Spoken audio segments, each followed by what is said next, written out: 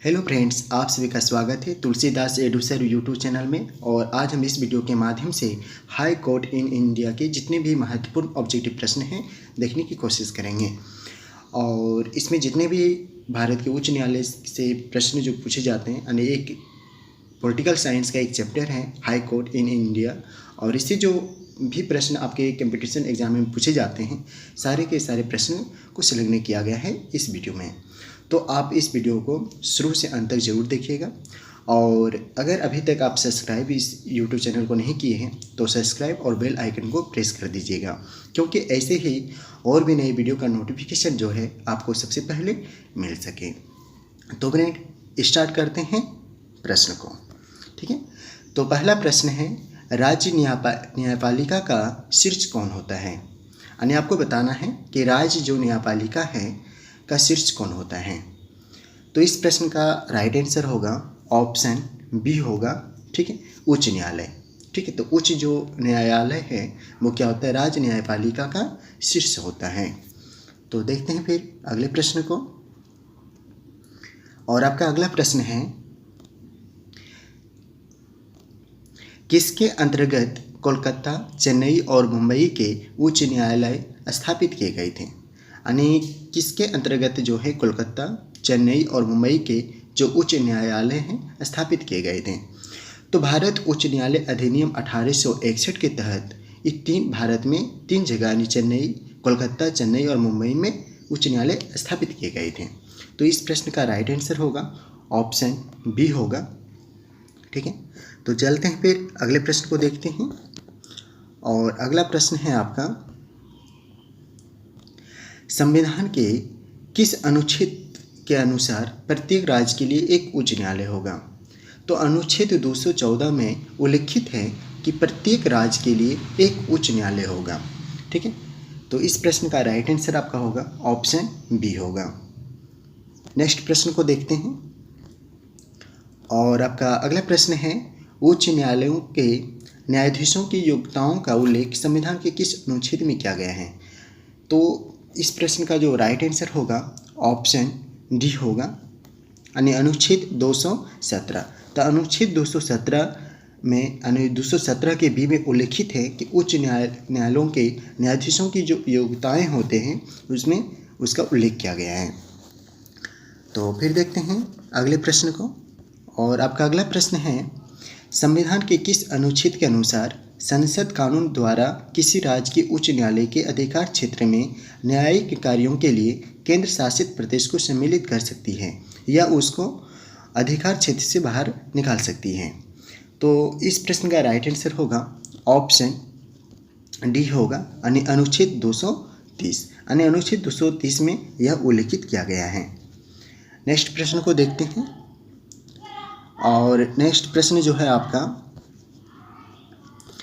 उच्च न्यायालय का रीट क्षेत्राधिकार कौन से अनुच्छेद के अंतर्गत आता है। यानी उच्च जो न्यायालय है तो इसका जो रीट होता है, रीट का जो क्षेत्राधिकार है वो किस अनुच्छेद के अंतर्गत आता है।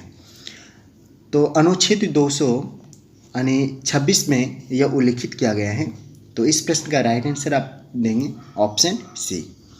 नेक्स्ट प्रश्न को देखते हैं। और आपका नेक्स्ट प्रश्न है, भारत में वर्तमान समय में कितने उच्च न्यायालय हैं।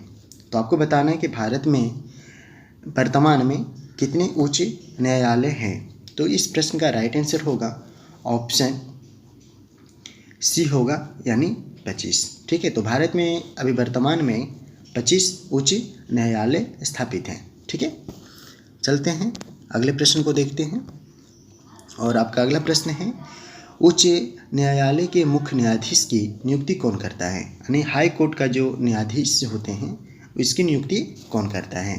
तो इसकी जो नियुक्ति करता है राष्ट्रपति के द्वारा की जाती है। यानी इस प्रश्न का राइट आंसर होगा ऑप्शन ए। अगले प्रश्न को देखते हैं। अगला प्रश्न है, उच्च न्यायालय के न्यायाधीशों की नियुक्ति के लिए राष्ट्रपति निम्न में से किस से परामर्श करता है। यानी जो उच्च न्यायालय के जो न्यायाधीश की जो नियुक्ति करती है तो राष्ट्रपति किससे परामर्श करती है। तो इस प्रश्न का राइट आंसर होगा ऑप्शन डी होगा, यानी उपयुक्त सभी। यानी सर्वोच्च न्यायालय का मुख्य न्यायाधीश, संबंधित राज्य के राज्यपाल, और संबंधित राज्य के उच्च न्यायालय के मुख्य न्यायाधीश हैं। ठीक है, चलते हैं फ्रेंड अगले क्वेश्चन को देखते हैं। और आपका अगला क्वेश्चन है, उच्च न्यायालयों के न्यायाधीशों की किसके समक्ष शपथ लेना पड़ता है? यानी हाई कोर्ट के जो न्यायाधीश होते हैं वो किसके समक्ष जो शपथ लेना पड़ता है उसको। ठीक है, तो इस प्रश्न का राइट आंसर होगा ऑप्शन बी होगा, राज्यपाल के द्वारा जो उनको शपथ दिलाया जाता है। किसको? यानी उच्च न्यायालय के न्यायाधीशों को। ठीक है, तो चलते हैं फिर अगले प्रश्न को देखते हैं।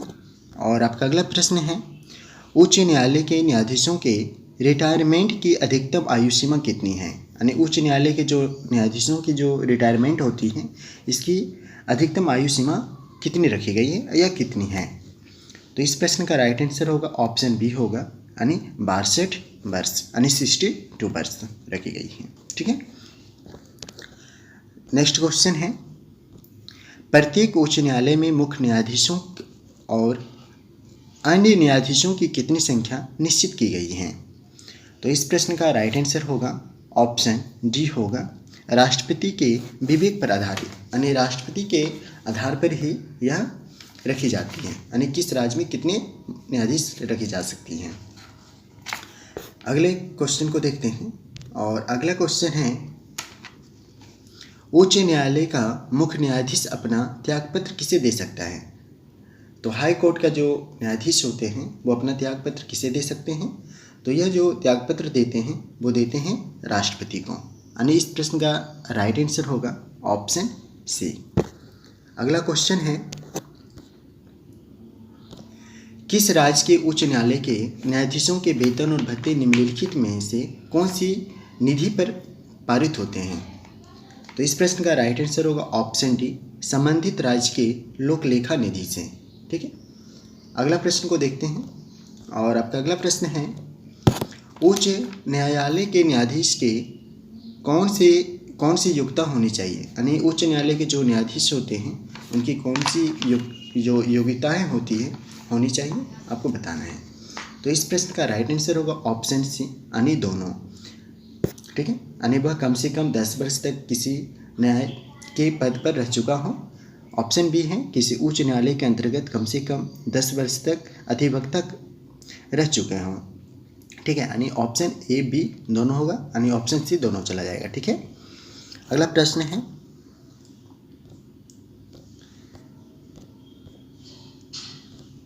निम्न में से कौन सा कथन उच्च न्यायालय के सेवानिवृत्त जज के विषय में सही है? तो इस प्रश्न का राइट आंसर होगा ऑप्शन ए होगा, वह सर्वोच्च न्यायालय में वकालत कर सकता है। बाकी बात जो ऑप्शन है वो गलत है। ठीक है, चलिए नेक्स्ट क्वेश्चन को देखते हैं। उच्च न्यायालय के क्षेत्राधिकार को घटाने या बढ़ाने का अधिकार किसे है? यानी उच्च न्यायालय के जो क्षेत्राधिकार होता है उसको घटाना बढ़ाना किसके अधिकार है, या वो किसे घटा बढ़ा सकता है, यानी वो अधिकार किसके पास रहता है? तो यह जो अधिकार है मुख्य रूप से संसद के पास रहता है, यानी इस प्रश्न का राइट आंसर होगा ऑप्शन बी। नेक्स्ट प्रश्न को देखते हैं। नेक्स्ट प्रश्न है, 2 या अधिक राज्य या संघीय प्रदेश के लिए एक सामान्य उच्च न्यायालय की स्थापना की जा सकती है। तो इस प्रश्न का राइट आंसर बता दूं फ्रेंड, ऑप्शन बी होगा। ठीक है, यानी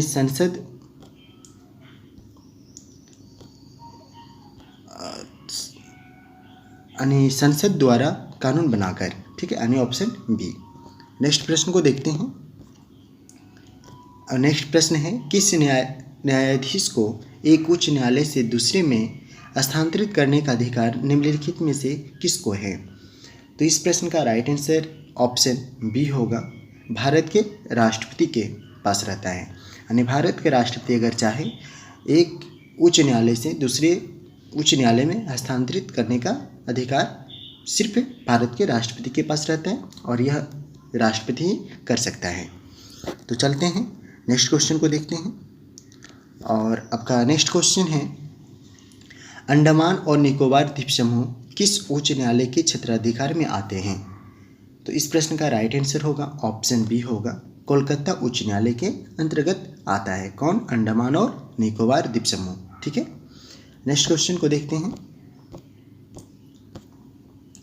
नेक्स्ट क्वेश्चन है किन राज्यों में साझा उच्च न्यायालय हैं, यानी किन राज्यों में साझा उच्च न्यायालय हैं। तो इस प्रश्न का राइट आंसर होगा ऑप्शन सी, महाराष्ट्र व गोवा। ठीक है, तो महाराष्ट्र और गोवा जो हैं एक साझा उच्च न्यायालय, यानी दोनों एक साझा उच्च न्यायालय महाराष्ट्र व गोवा में है। ठीक है, चलते हैं फिर अगले प्रश्न को देखते हैं।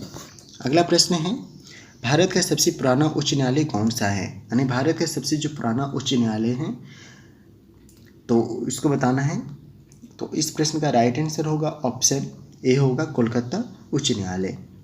जो कोलकाता जो उच्च न्यायालय है वो क्या है, सबसे पुराना है।